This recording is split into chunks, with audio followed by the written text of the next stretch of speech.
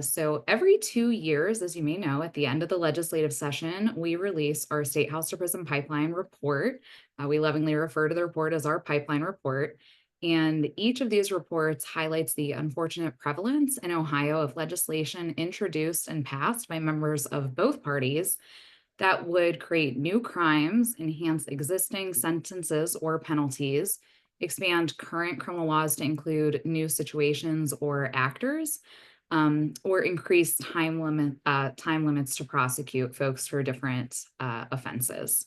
So this is really exciting because this is our fifth full pipeline report. So that means we now have data not just from the last legislative session, but from 10 years. So we now have a decade's worth of data. We have been doing this since 2015. So today, to discuss the report, we have Gary Daniels, our chief lobbyist at the ACLU of Ohio, who is also the lead researcher and drafter of these reports. We're going to have plenty of time for any questions that you have about what's been going on in the legislature and the State House Prison Pipeline. But we're just going to dive in, and I'm going to ask Gary a couple of questions and then open it up to you all. So, Gary, this is our fifth full pipeline report. What are the major takeaways? How's Ohio doing? Mhm. Thanks, Jocelyn. First, I'd like to repeat your thanks for people joining us here on the call to talk about this particular issue or these particular issues. At least in Columbus, it's a sunny, bright day. We promise not to keep you too long if you want to go eat lunch under a tree in the park or what have you. But thanks again for joining us. So, the major takeaways aren't any real surprise. The State House to Prison pipeline continues on unabated. And there are certain general metrics we look to with regard to how Ohio is doing in this respect, and the report is part of that. But if you're looking at sort of the 30,000-foot view of all of this, our prison population continues to climb. As I've said before in events and instances like this, I started with the ACLU of Ohio back in 1995. Our prisons were overcrowded then. Here we are 30 years later, and they remain above capacity. The same is true for Ohio's jails, many of Ohio's jails out there. Ohio Press has been doing a great job highlighting the problems of what happens when our jails are overcrowded and budgets are stressed thin and you've got too many people packed in there. And so we need to think about not only the impact on Ohio's prisons, but also Ohio's jail system. Our population with regard to prisons and jails did dip during COVID, as was the case around the United States. What we did hope on the reform end of this is that that dip would be more permanent in nature. Because I think that dip where in Ohio, for instance, the Ohio prison system wasn't accepting new people to come in. The courts had literally shut down for a while. So things were to a halt and people were being released because it's when they were naturally supposed to be released from prison. Their sentences were up. And I think that demonstrated both in Ohio and elsewhere, that you can have less people in prison of certain types, and it's not going to impact public safety. And so we were hoping really that that would stick over time. But again, what we are seeing is another slow crawl up with regard to our prison and our jail populations. That said, we were wondering when we did our first report, over time, what exactly would this reveal? Would it reveal any real trends? The one thing I think that is worth pointing out is that at least numerically, the Senate has gotten better. And again, I think that deserves to be mentioned. When you look at, something like the 132nd General Assembly, where they had 43 pipeline bills. One session after that, it was 52 pipeline bills. And then it dipped down to 28 the following session. In this past session, it's down to 22. Again, there are other variables here. You had the legislative session where COVID dominated. You had last legislative session where you had the infighting among Republicans that slowed down an awful lot of things. So, it will be interesting 10 years from now to see once we have 20 years worth of data to see where exactly Ohio is. But again, the big takeaway is, we still find ourselves in the same place. And if you look at, you can go on DRC, the prison system's website. You can look up their intake or their commitment reports and see who exactly is in prison for what reasons. For 10 years plus, for as long as and longer than we've been doing these reports, the number one reason a person ends up in an Ohio prison is drug possession. The number two reason a person ends up in an Ohio prison is drug trafficking. So that really continues to fuel the mass incarceration in our prison system, and that remains absolutely unchanged. Yeah, thanks for that, Gary. So I think one question that many folks have when they look at the report that we do is, okay, only a certain percentage of all of the bills that are introduced or passed are what we call pipeline bills. And in the last legislative session for the 135th, it was 7.5%. And then only 14% passed, or 14 of those bills passed. So if it's such a small number of the bills that are passing, what's the actual problem here? Yeah, a couple brief thoughts about that. Thank you, Jocelyn. Is, one thing we need to look at is quantity versus quality. Of course, every bill is not equal when it comes to its effect on the Statehouse-to-Prison pipeline report. But related to that, what we see is this idea that permeates throughout the State House and other legislative bodies that the way to attack problems that you don't like is incarceration and punishment. And so we see it with every legislative session, both in Ohio and elsewhere. Certain issues make the headlines, and boom, all of a sudden you've got legislation to address it. In Ohio, this most recent legislative session, it was catalytic converter thefts and increasing the penalties for that. It was increasing penalties for retail thefts, assaults on sports officials and referees, making up a new law about hooning, which is, a term I don't think any of us had ever heard of, but it's essentially, people engaging in dangerous driving, street takeovers, things of, doing donuts in parking lots, things of that nature. But what we are starting to see now is bills with larger impacts on our prison population and our jail population. So you had several years ago a return to indefinite sentencing here in Ohio, which we believe continues to fuel mass incarceration. And you're starting to see some bigger bills, like last session's House Bill 230, that is now this session's House Bill 88. It's a drug trafficking bill. It's aimed primarily, although not exclusively, at people trafficking in fentanyl and fentanyl-related substances. It's not a popular bill to oppose. We get that. We base much of our opposition to that bill on the likely impact on the prison population. House Bill 88, which I just testified against yesterday, in at least 27 areas with regard to drug trafficking, it increases the felony penalties, including adding more mandatory minimums. So in an overcrowded prison system with a bill designed to throw many more people in prison, it really begs the question of, how soon are we going to need to build more prisons? What's that going to cost, and how soon is all of this going to happen? So yeah, you want to take a look when you can at quantity versus quality, but any bill of this type, because what we see with these, so-called, lesser bills that really don't fuel mass incarceration in a meaningful way by themselves, but when you multiply bill after bill, session after session, and across this 10-year period, what we're talking about is 76 bills that have passed of this type. So in 510 that have been introduced. So it's we call it in our report mass incarceration by 1,000 cuts. And so you've got both kind of the macro and micro here. You have these big impactful bills that will certainly and absolutely add in a notable way to mass incarceration, and then you have these so-called smaller bills that also impact in a similar fashion.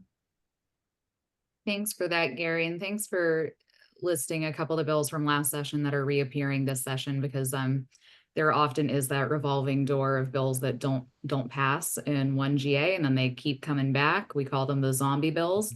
And then sometimes eventually those pass, and it makes sense that you've been crunching the numbers, looking at the data, and drug possession and drug trafficking are the number one and number two reasons that people end up in a DRC facility. And so I think those drug related bills tend to be some of the worst actors in terms of impact in our pipeline reports. You've talked a little bit about the last legislative session and how it compares, specifically at the top of this call, you talked about the Senate, but I'm wondering if you want to talk a little bit about any larger or overarching trends over the last decade or a lack of trends that we've seen. Yeah, I think you're correct, Jocelyn, both on the issue of bills that get introduced, oftentimes, no matter what the subject matter is. It doesn't have to have anything to do with incarceration or punishment, but oftentimes, most of the time, I think we see bills that get introduced, and they don't pass the first time around. They come back one more legislative session, two more, three more before they ultimately passed. And we did talk about some of the specifics, takeaways with this report, but I think an interesting thing to add with regard to this, what's really missing are bills that will relieve this problem in a meaningful way. We have seen efforts in the past, most recently bail reform, which did not get across the finish line. A few legislative sessions ago, we saw Senate Bill 3, which was an imperfect bill itself and is part of the problem dealing with these issues in the legislature, that we get a bill that appears to be pretty positive and is positive and would provide some relief, but then we add a whole bunch of exceptions throughout the legislative process to lessen and reduce its impact. We saw the same thing with passage of House Bill 86 that was enacted all the way back in 2011 with regard to drug possession. There's a presumption for fourth degree and fifth degree felonies that those people do not go to prison. But we continue to see these numbers rise or at best remain stagnant. So any impact that they could be having really means that things aren't getting worse. But the status quo numbers wise just really remains. So what we're really missing, and what we don't want to do is lay like a 50-page report on people every 2 years, but really that lack of positive bills that will take care of these fundamental problems in meaningful ways, rather than just what we call that tired old approach of cops, courts, and cages, particularly with drug offenses. That does not work. We have 50 years now of data and experience to show that when it comes to the war on drugs, it just simply doesn't work. Gary, I would love to follow up on that. We see that pipeline bills keep getting introduced and even passed. And as you're talking about these major proactive positive bills, you don't really see the impact, and they're fewer and further between. Over the last couple of reports, we have started to make a shift where we have included a little bit of kudos where credit is due on some positive bills that have crossed the finish line in the last session. I'm wondering if there's anything from last session that you see as a positive that would like to see more of. Yeah, we particularly highlight in our pipeline report two different bills. One is House Bill 29. This deals with driver's license suspensions. This has been a problem in Ohio for just a long time, and it's one of those ones that unless it directly impacts you, you really have a hard time wrapping your head around what a problem it is for so many people. I come across law enforcement, often enough at events over the years and at the State House and what have you, and I can remember years ago saying, people with suspended driver's licenses, they don't stop driving, do they? And the response 100% of the time is no. They just keep right on driving. They got to pick up their kids. They got to get to work. They got to go visit mom in the nursing home and all this variety of things. But the problem is when your driver's license does get suspended and you keep driving, you get pulled over again. You might get a warrant out for your arrest. What you eventually end up in is this cycle of courts coming after you, trying to fine you. You continue to not go to court or drive with a suspended license because you have to, and public transportation is essentially missing or inadequate in your particular area. So House Bill 29 is meant to address this head on. We've had other bills of its type, including bills that have passed in the past, but this one we hope really largely takes care of this problem of just suspending people's driver's licenses for sort of, any reason under the sun. So House Bill 29, which, involved a lot of heavy lifting by a lot of stakeholders and legislators to get it across the finish line. There were multiple attempts over the course of the legislative session to weaken it in extremely unhelpful ways. But I think certainly the General Assembly deserves credit, bipartisan credit, for its passage of House Bill 29. Another bill that we point out, again, supported in a bipartisan fashion overwhelmingly by the General Assembly, is Senate Bill 198. What this bill recognizes is that people who come out of prison many times are not equipped to immediately start, getting their lives back together and contributing to society. And for many of them, the problem is an absence of government documents.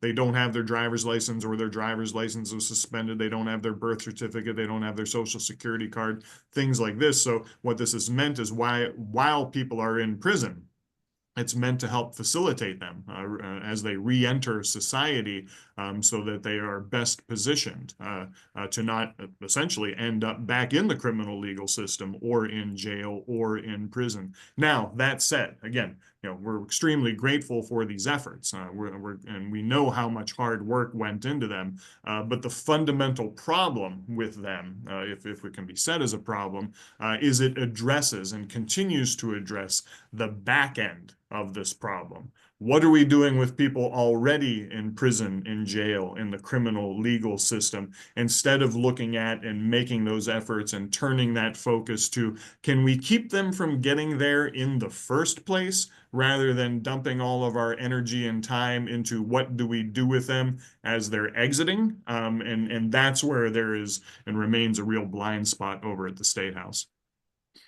Absolutely, Gary. We want to be loud and clear that we want more front end system change and more bills that will stem the tide, not just ease it after folks have already been entangled in the system. Mhm. So this is my last question, and then we'll open it up to our friends from the media. I know over the years we've talked a lot about conversations that we'll have with lawmakers, and they um, earnestly say that they really do want to reduce Ohio's prison population, and they see the problems in our state with our prisons and jails bursting at the seams and just not really able to get those population numbers down. So I'm curious what's happening here and what's the disconnect? Mhm.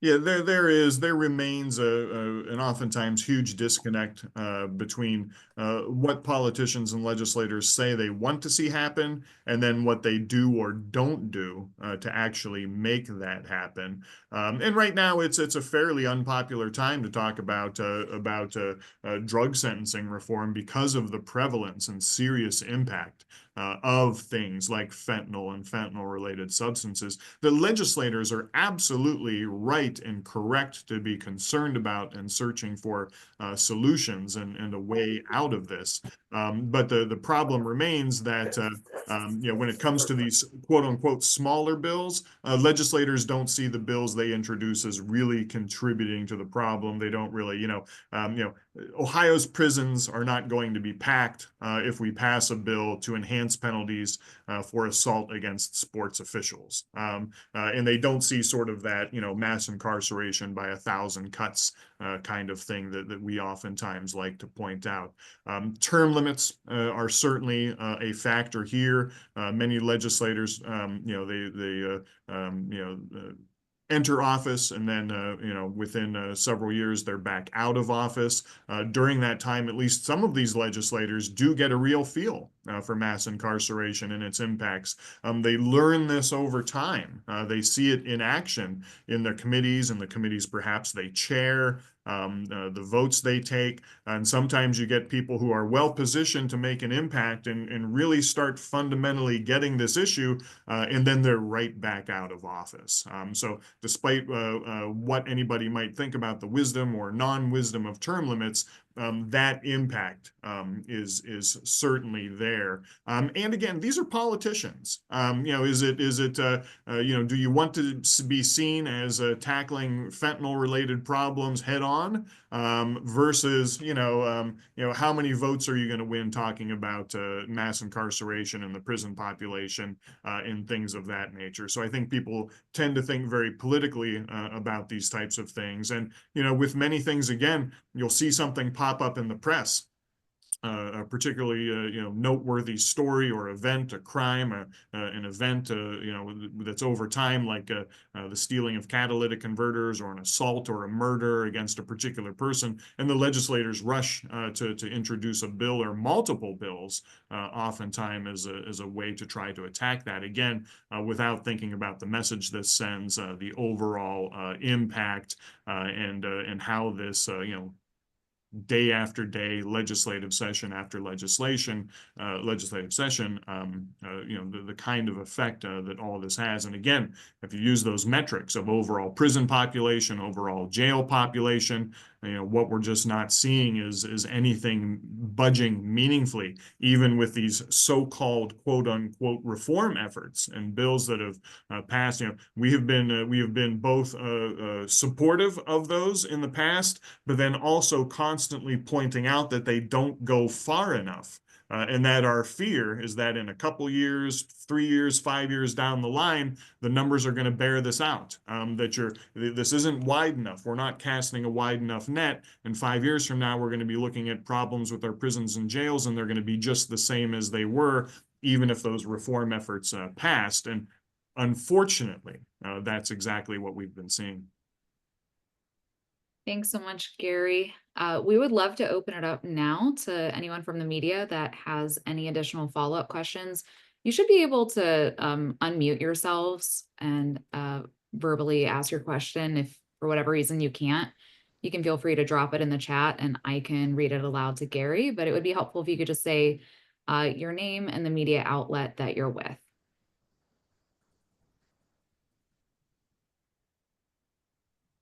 So this is Danny Eldridge with Hannah News Service. So I had a question about, can you talk a little bit more about how drug possession is the #1 contributor to the prison population? And do you think the legalization of cannabis will have any effect on reducing that? Thanks, Danny. I know you've had to sit through committee hearings over the years and listen to me rant about these sorts of things. So, thanks for joining us here today to hear a little bit more. #1, I don't think the legalization of cannabis is going to have any real impact on our prison population, quite simply because very few people in our prisons because of cannabis.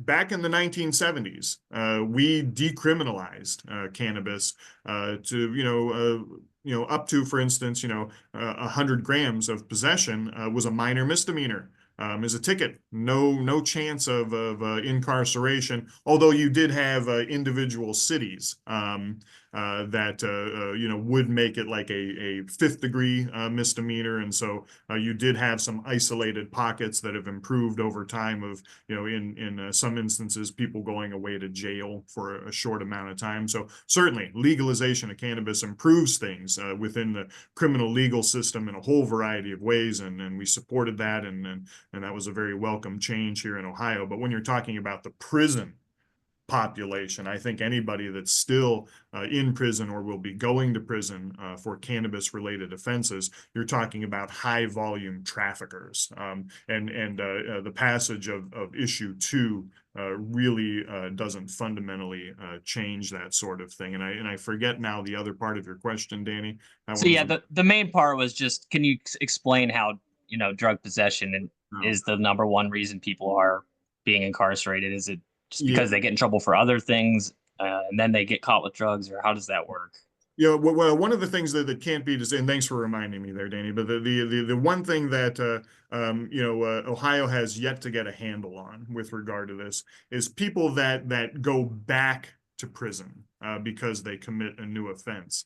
So what you get is, I don't have the numbers for the most recent years, but when these have emerged through testimony or other types of efforts over at the State House, roughly speaking, 20% of the people in this instance, going back are there because they have violated some sort of community control sanction.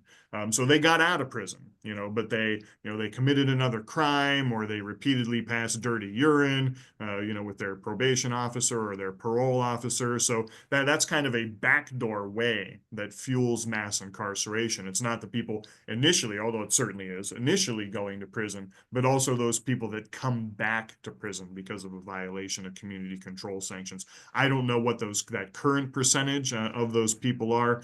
There have been some attempts legislatively to ease that, and that have passed to a certain degree. But again, what we oftentimes see is it doesn't go far enough. The net is not cast wide enough. And so, you have people out there certainly who believe that the war on drugs is a remnant of the past. Thank goodness we got over that, that Ohio isn't doing that anymore and other places aren't doing it. But the fact remains that the war on drugs never ended, and it never ended here in Ohio. And again, when you look at drug possession and drug possession, when you look at the numbers from DRC and those commitment and intake reports, you're not just seeing drug possession as the number one reason somebody is incarcerated here in Ohio, in prisons. What you are seeing is that it is overwhelmingly the number one reason that somebody goes to prison. So it's not like, 7.9% is drug possession,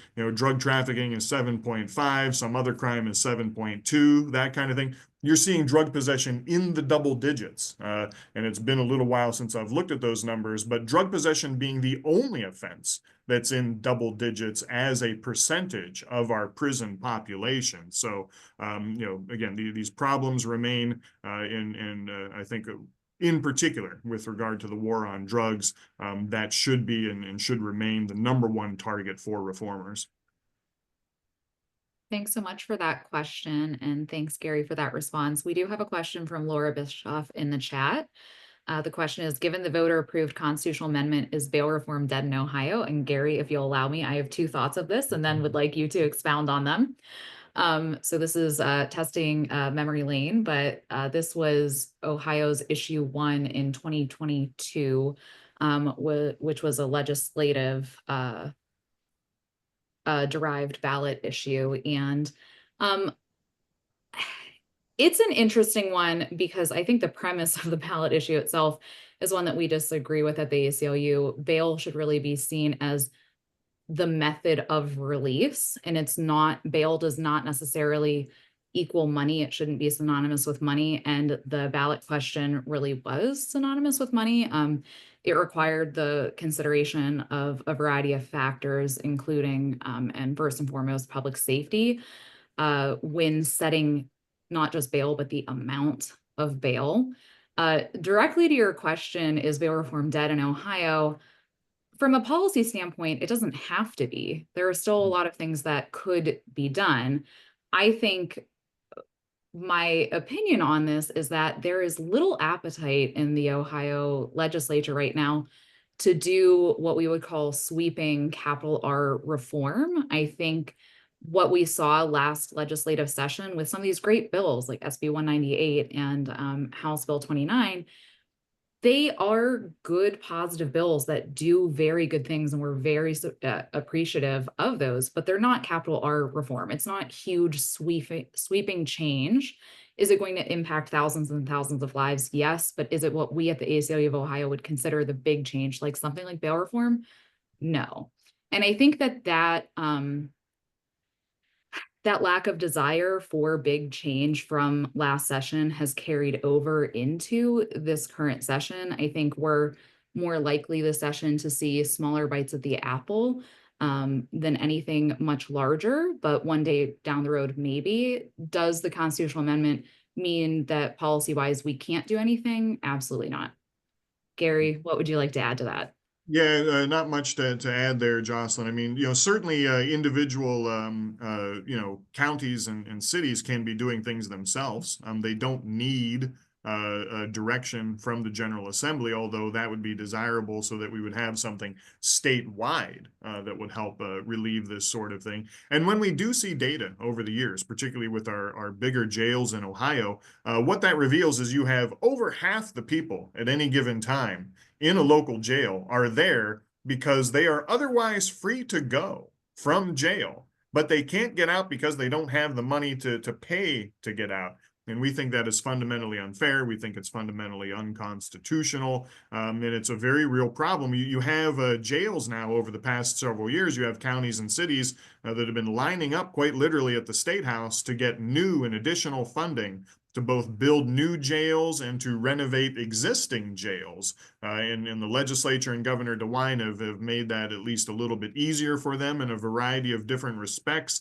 But the problem with whether it's a jail or a prison is when you keep packing those facilities full of people that shouldn't be there in the first place, it causes an awful lot of systemic problems. And Laura, you're the last person, I think, in Ohio that, needs this kind of thing explained to you, given your incredible reporting on these issues. But, even if you look at it on a jail level, and I'm a person who years ago, I quite literally looked through and read thousands and thousands of intake letters from Ohio's jails, and healthcare is just absolutely abysmal in our jails, where you have people with serious or moderate health problems that just can't get any kind of assistance. They can't get their medications, they can't get medical appointments, they can't get anything, and it becomes a real actual horror story for a lot of people, particularly in our jails. And that's just one example of the problem of loading our jails and our prisons full of people. So,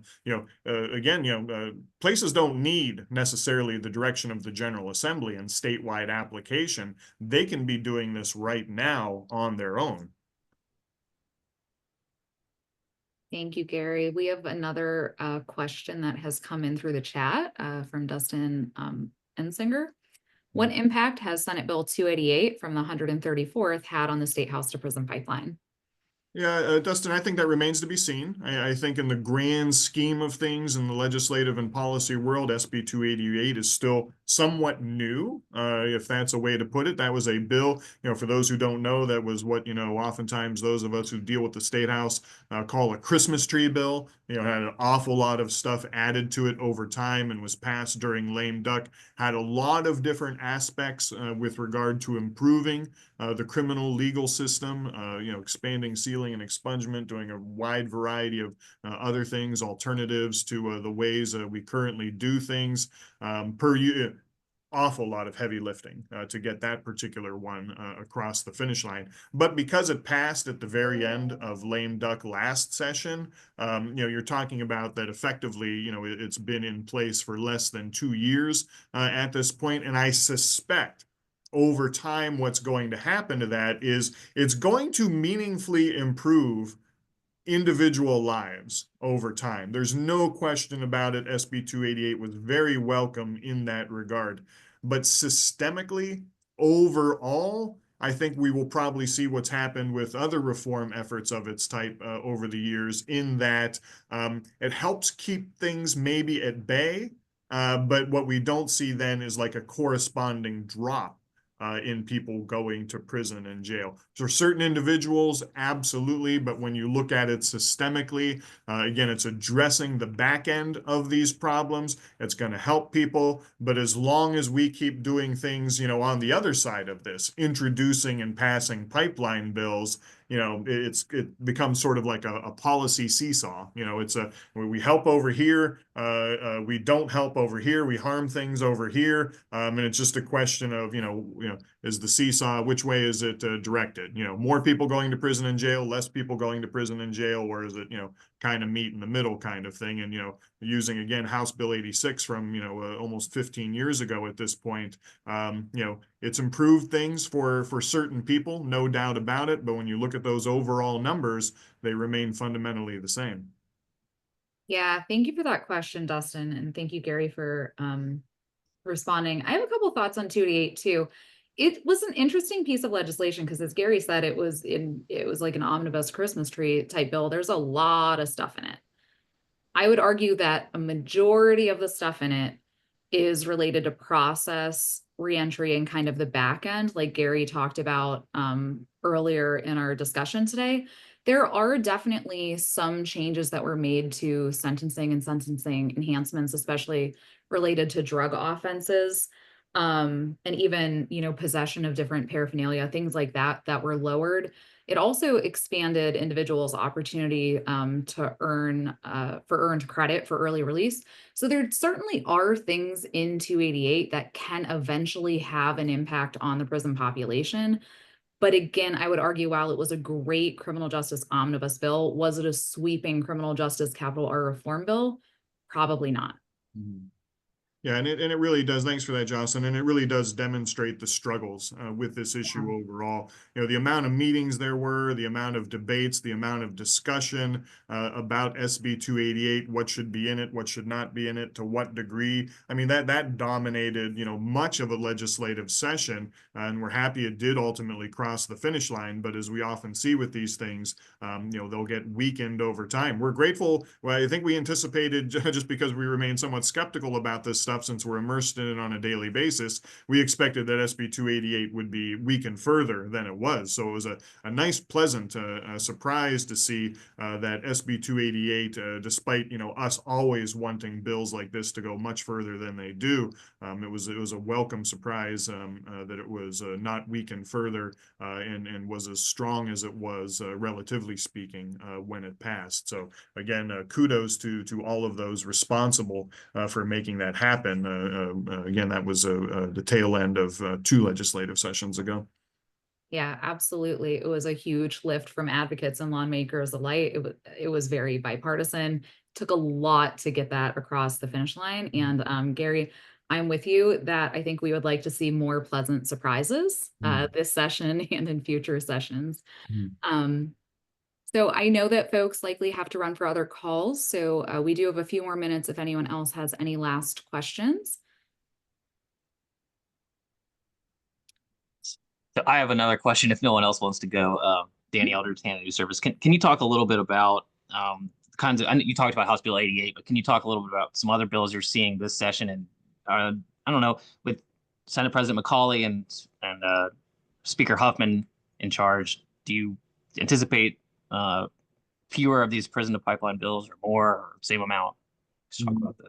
Yeah, it's the struggle for all of us here this early, relatively speaking, in the legislative session. We're all in that period. We have to kind of treat all bills equally. You know, obviously, as session proceeds and goes on, you get a better feel for, well, this bill's not moving, or at least it's not moving quickly. This one's moving pretty rapidly. But with, you know, ongoing budget discussion and debate and deliberation, and it being so relatively early in the legislative session. This all remains to be seen, but House Bill 88 is one of those bills. We're at a minimum, you know, when we went in and testified against it yesterday, we're saying somebody please, you know, a legislator, look into the impact that this may have on the prison population. And you know, DRC, I somewhat understand, is hesitant and reluctant. Same with LSC. To make the Legislative Service Commission to make those types of forecasts and predictions, because you're essentially asking them to predict the future. And what happens if less people start committing these offenses? What happens if things like SB 288 are even more impactful than we thought they would be? And so you start to, in some of the efforts in the past, you know, the recent past, the expansion of intervention in lieu of conviction, which is meant to keep people, you know, out of prison. And so, you know, a combination of these types of things, expanding, sealing, and expungement, you know, it becomes hard to predict exactly what that impact is going to be, let alone bills that haven't even been introduced or even thought of yet. That said, House Bill 88 is specifically designed to throw more people in prison. So there will certainly be an impact to that degree, but it's, you know, again, how quickly, how much is this all going to cost remains to be seen. And I think there can be some forecasts out there that give us a much better idea. You know, the problem on the ACLU of Ohio end seems to be that, you know, legislators don't seem all that interested in that type of data or those types of forecasts as they consider bills like House Bill 88. You also have a bill that we're watching closely. You have House Bill 5, which is a bill to increase penalties for people who commit repeat gun offenses. The thinking there is, look, when you look at the people who are in our criminal legal system, and particularly in our prisons, with regard to firearms offenses, you're talking about an awful lot of, a good percentage of people. These are repeat offenses, time after time.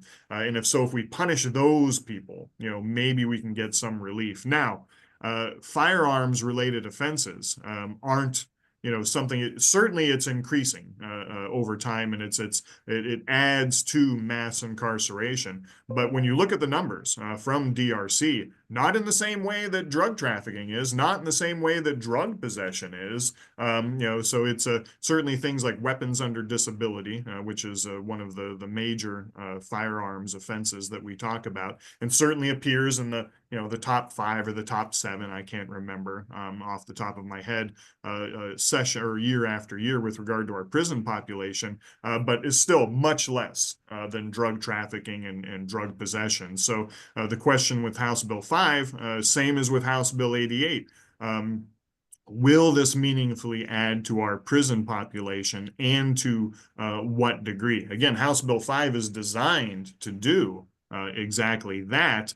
And so we have those same concerns. What we don't see, or what you typically do not see, is bills one way or the other, positive bills or negative bills with regard to pipeline impact.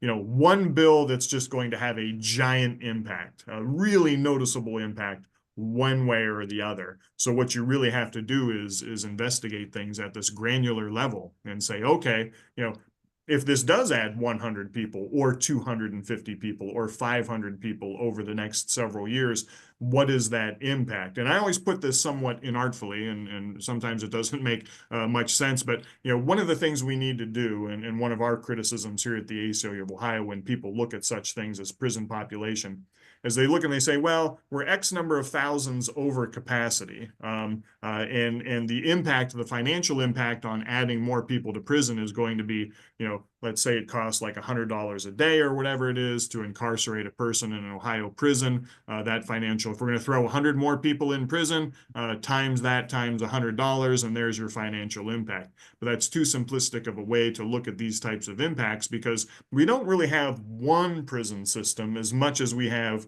about 25 miniature prison systems. And by that, I mean actual prisons. We have about like 28, but some of those are medical facilities and reception centers and things of that nature where people don't stay permanently. So I usually peg the number at 25 with the number of prisons. But essentially, we divide up our prison population by people according to their offense and their risk, things of that nature. And so you need to look at each individual prison. In this context, House Bill 5 with regard to firearms, where do we currently send the people who commit firearms offenses of certain types that are impacted by House Bill 5? What is the population of those particular prisons, and what is the forecast for adding more people? And you have to look at, again, the impact on the individual prisons. And just very quickly going, sort of the other direction with this, if you say like 100 more people being added to prison equals 100, times that by $100 or whatever the figure is on a per diem basis, many times it's not that impactful financially, because when you're talking about what it costs to incarcerate a person per day or year or week or whatever in prison, what you are talking about is, the building is built, the utilities are on, it's being staffed. Whether a prison population goes up by 100 or down by 100, those costs remain relatively the same. Because again, you're going to have the utilities on regardless. You're going to have the heat going, the water running, those sorts of things. The building is already built. The staffing is going to remain somewhat the same, with more modest reductions or increases in prison population. But certainly the impacts on prison staffing is something that I know we don't have time to go into here today. But when you're talking about packing the prisons and jails and whether we're making them fundamentally more unsafe, those concerns have certainly arisen during budget discussions here in Ohio in this latest cycle. So yeah, House Bill 5, we're watching again with its impact with regard to gun offenses. House Bill 88, we continue to think is the one that could really blow the doors open in this regard. And we still have those concerns going back at least a couple legislative sessions with the return to indefinite sentencing here in Ohio, which we think is having a likely impact on our prison population and the lack of relief that we are experiencing. Thank you. Thanks, Danny. Thanks, Gary. Any additional questions?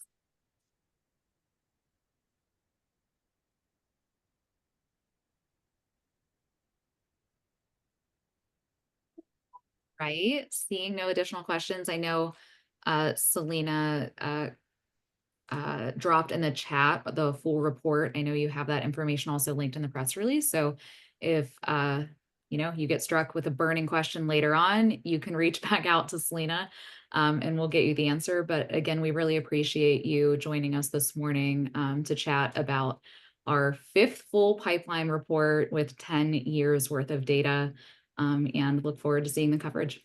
Thanks so much, everybody. Take care.